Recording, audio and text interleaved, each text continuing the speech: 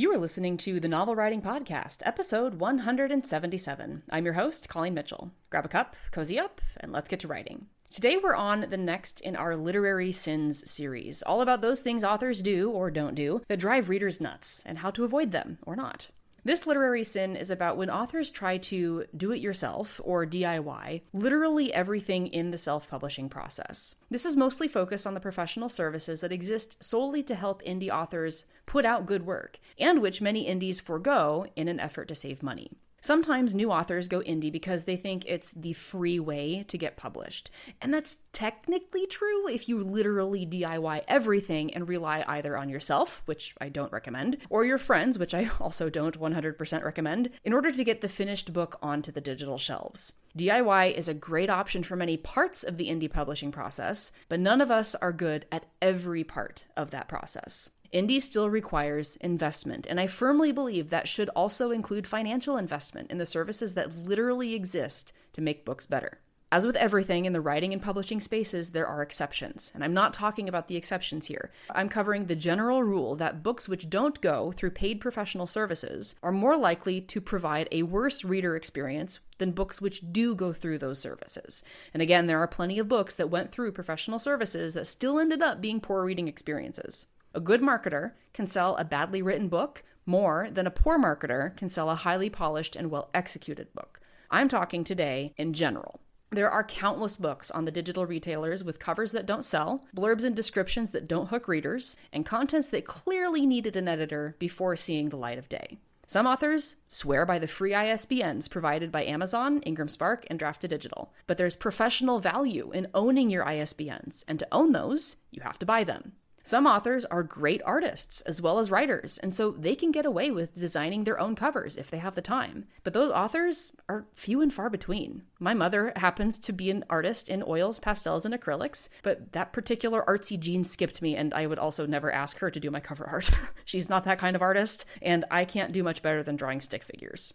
Some authors have really clean first drafts because they do really detailed outlines and have a lot of experience that informed them along the way, which means they don't need as much structural editing as some other authors. But even the cleanest first draft should still go through a paid editor. When people say you get what you paid for, that also rings true for free editing or friends who offer to do a pass-through. Some authors are pros with formatting in Adobe InDesign or Affinity or Canva or Vellum or Atticus, and others just don't have the time or mental bandwidth or even the desire to learn a new program when all they really want to do is write. And that means investing in professional formatting.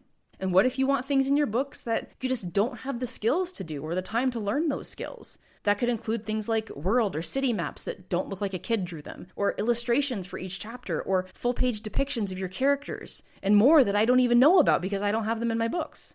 There's a misconception that DIY means 100% free. And that's not the case, not even for formatting. To have a high-quality DIY formatted book, you need a program that can handle formatting. I know an author who DIY formats in Canva, and I'm pretty sure she uses the free version of Canva, but she spent a lot of time perfecting her layout and her process for transferring the text over to the Canva document. You're either spending time or money. The equation is usually if you don't have money, you have the time, and if you don't have the time, you have the money. And I know that's not actually true in 100% of the case, but in general, for entrepreneurial ventures, this is the case. And as an author, you are an entrepreneur. So that is kind of the equation you have to balance is time versus money. And if you don't have time or money, then you are in a really bad place, and I'm sorry.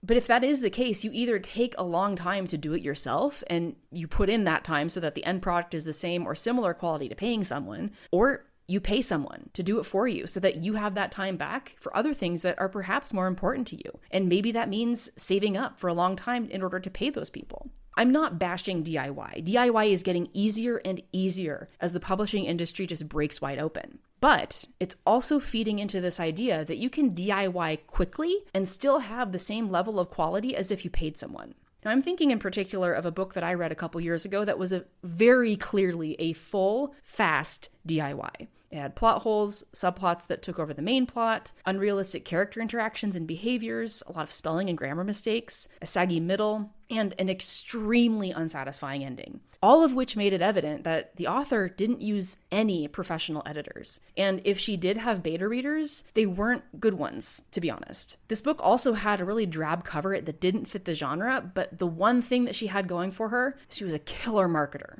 Unfortunately, it's also getting harder to rely on reviews. Well-executed ARC campaigns, which is just an extension of the marketing, can give a bad book a lot of 5-star reviews. Those ARC reviews from readers who want to continue being ARC reviewers can mask genuine reviews from readers who don't have ARC relationships with authors. There's a whole political aspect to being an ARC reader and not wanting to get kicked off ARC campaigns. The expectation for ARCs is to leave good reviews rather than honest ones. And in my opinion, if you want a clean ARC campaign, you need a well-written book and you need readers who enjoy that genre.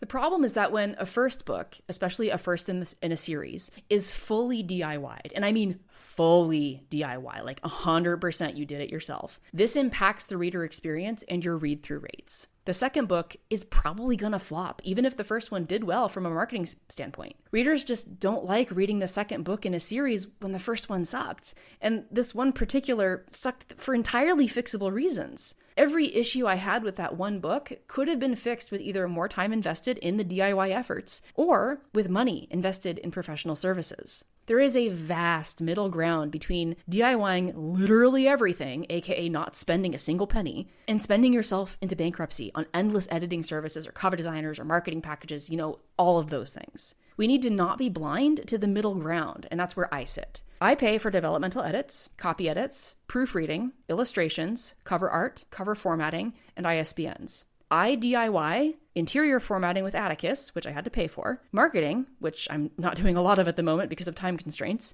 and many rounds of self-edits supported by a critique partner. And that's a reciprocal relationship. She reads my work and I read hers, so there is an investment of time there.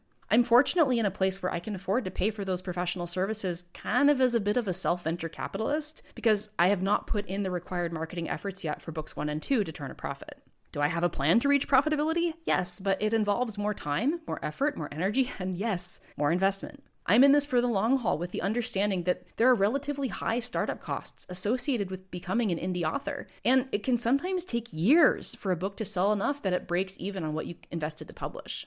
Could I have bootstrapped things and DIY'd a lot more than I did and still be where I am today? I don't think so.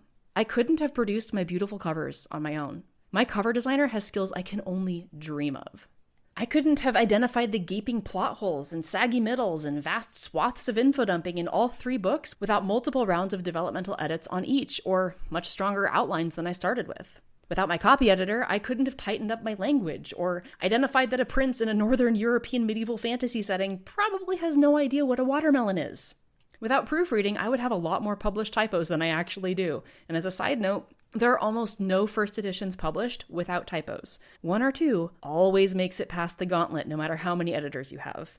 And I wouldn't have Harry Potter-style chapter illustrations or gorgeous maps without the incredible skill of my illustrator. Can you find inexpensive solutions for all of these things? For the most part, probably. I've told clients before that if you can't afford developmental edits, which are the most expensive type of edit, then put your book through really vicious critters who aren't afraid to say what sucks. If you can handle the level of honesty those types of critique partners provide, then you're in a marvelous place. And if you're not currently able to handle that kind of feedback, go back and listen to episode 70. Sometimes the issue is actually finding those critters, and if you're stuck there, go back and listen to episode 117. And if you don't know how to fix the things that suck, you either need to find critters willing to offer those kinds of answers, hire an editor, or join a group that is specifically geared toward that kind of thing, or all 3.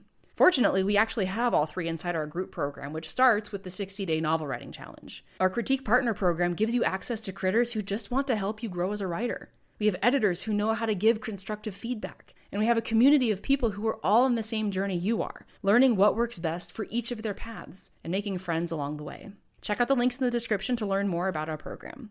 I hope this has helped you understand more about what we can DIY versus what we shouldn't, and the risks of DIYing everything in an effort to save money, especially when it comes with potentially risking your reputation as an author. That's it for today's episode. Thanks for joining me, and remember, the first draft is supposed to be garbage. Thanks for listening to the Novel Writing Podcast. If you're ready to stop struggling and start finishing your novel, Check out the 60-Day Novel Writing Challenge. It's a step-by-step program designed for solo writers to complete their first draft with clarity and focus. Visit the link in the description to learn more.